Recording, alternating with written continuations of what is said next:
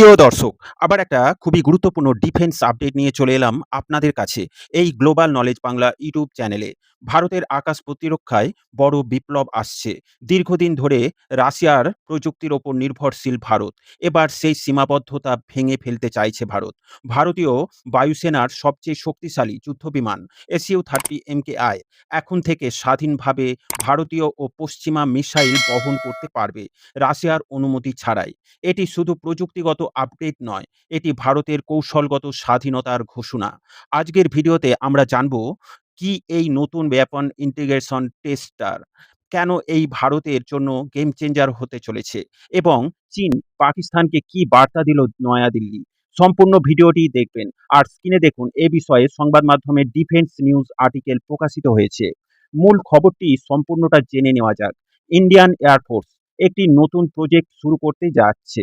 উদ্দেশ্য SU-30 MKI যুদ্ধবিমানে নতুন missile দ্রুত ও স্বাধীনভাবে যুক্ত করা। সমস্যা কোথায় ছিল জানেন? SU-30 MKI রাশিয়ান ডিজাইনের বিমান। এর software, avionic system, fire control system সবকিছুই জটিল এবং মূল সোর্স কোডের নিয়ন্ত্রণ রাশিয়ার হাতে ছিল।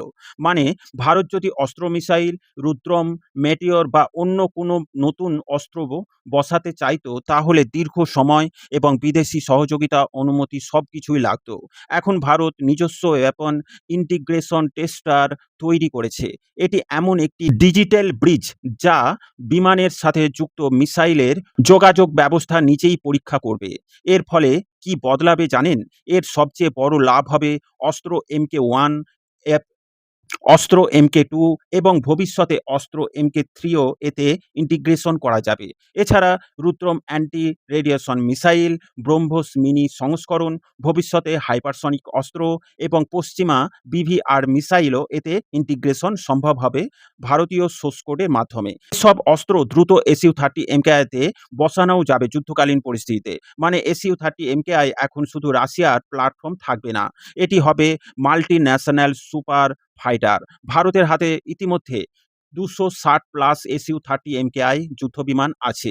এই পুরো ফ্লিট যদি আপগ্রেড হয় তাহলে ভারতীয় বায়ুসেনার শক্তি বহুগুণ বেড়ে যাবে।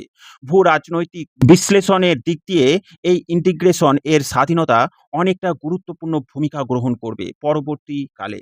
এই পদক্ষেপ শুধু সামরিক নয়, এটি ভূ রাজনৈতিক। রাশিয়ার জন্য বার্তা, ভারত এখন রাশিয়ার বন্ধু, কিন্তু এখন আর পুরোপুরি নির্ভরশীল নয়।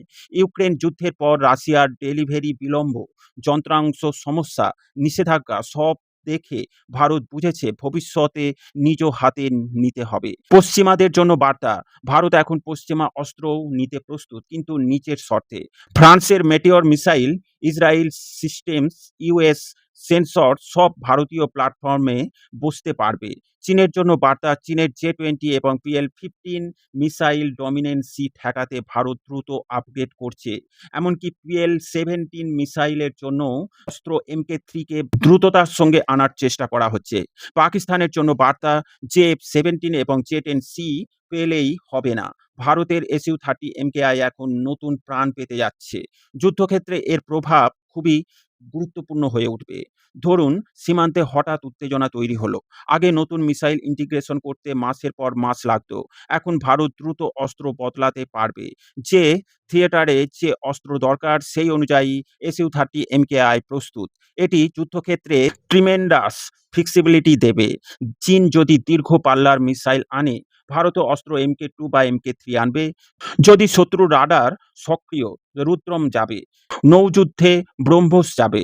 ভারতের বৃহত্তর পরিকল্পনা হলো এটি এমকা, তেজস MK2 এবং ট্যাব-BF সব ভবিষ্যৎ প্রজেক্টের অংশ হতে চলেছে। ভারত এখন শুধু অস্ত্র কিনছে না, নিজস্ব ইকোসিস্টেম বানাচ্ছে। মেক ইন ইন্ডিয়া এখন বাস্তব রূপ নিচ্ছে। SU-30 MKI ভারতের আকাশ শক্তির মেরুদণ্ড। আর সেই বিমান যদি এখন স্বাধীনভাবে ভারতীয় মিসাইল চালাতে পারে তাহলে এটি শুধু এক আপগ্রেড নয়, এটি ভারতের স্ট্র্যাটেজিক স্বাধীনতার উড়ান। আগামী দিনে ভারতীয় আকাশে যে শক্তির নতুন যুগ আসছে তার সূচনা হয়তো আজ থেকেই। প্রিয় দর্শক, আজকের এই মাল্টি মিসাইল ইন্টিগ্রেশন সক্ষমতা কতটা কার্যকর হবে যুদ্ধক্ষেত্রে এ বিষয়ে আপনার মতামত কমেন্টে অবশ্যই জানাবেন। ভিডিও ভালো লাগলে লাইক ও শেয়ার করবেন। ডিফেন্স, ফরেন পলিসি ও জিওপলিটিক্স রিলেটেড খবর পেতে এই গ্লোবাল নলেজ বাংলা চ্যানেলটিকে সাবস্ক্রাইব করে আমাদের সাথে জুড়ে থাকুন। সকলকে জানাই আন্তরিক ধন্যবাদ।